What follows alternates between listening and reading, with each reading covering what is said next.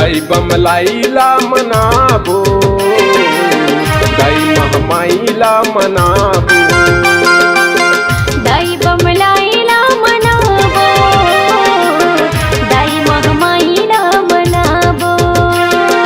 चैत कुंवार में दाई के दुआर में, चैत कुंवार में दाई के दुआर में जगमग जोत जलाबो, दाई महमाईला मनाबो, दाई बमलाईला मनाबो, दाई महमाईला मनाबो।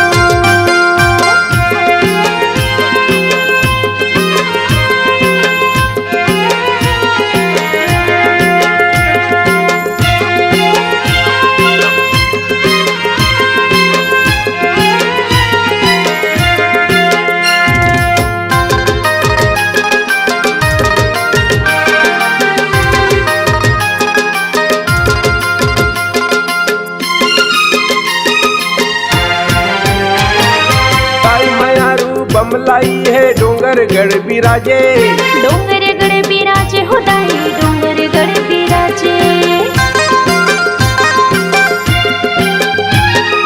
रतनपुर में महमाई है 16 सिंगार साजे, 16 सिंगार साजे दाई 16 सिंगार साजे, 16 सिंगार साजे दाई 16 सिंगार साजे।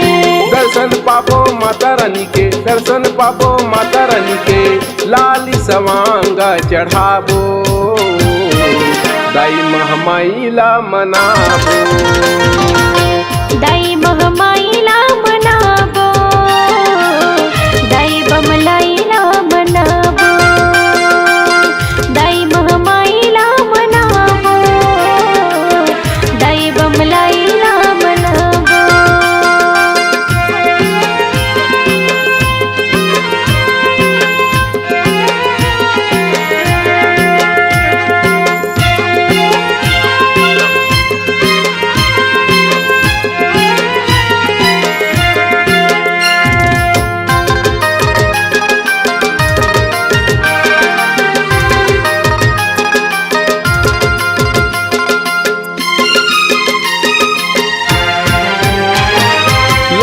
लाली ध्वजा लगे है ऊपर है लहराए, ऊपर है लहराए मियाँ ऊपर है लहराए।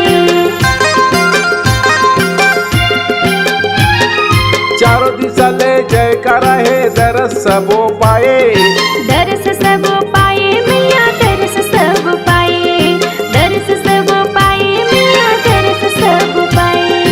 आखी आखी झूले भवानी है, आखी आखी झूले भवानी है अपन मन में बसाबो, दाई महमाईला मनाबो, दाई महमाईला मनाबो, दाई बमलाईला मनाबो, दाई महमाईला मनाबो, दाई बमलाईला मनाबो।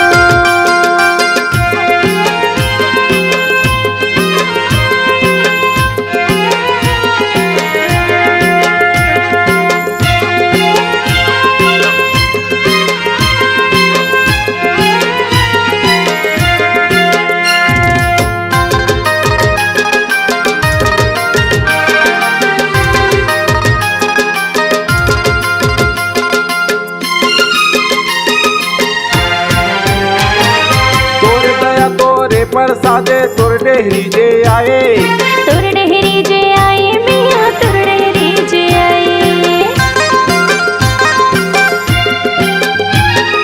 आए बुलावा भाग मानी है तोरे भक्ति पाए, तोरे भक्ति पाए मियाँ तोरे भक्ति पाए, तोरे भक्ति पाए मियाँ तोरे भक्ति पाए। महिमा गाबो माँ के कहानी है, महिमा गाबो माँ के कहानी है सेवा जस में सुनाबो, दाई महमाईला मनाबो, दाई महमाईला मनाबो, दाई बमलाईला मनाबो, दाई महमाईला मनाबो, दाई बमलाईला मनाबो।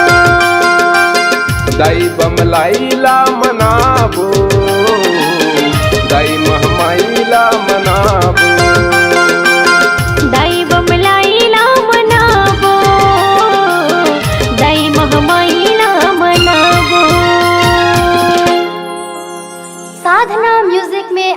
स्वागत है।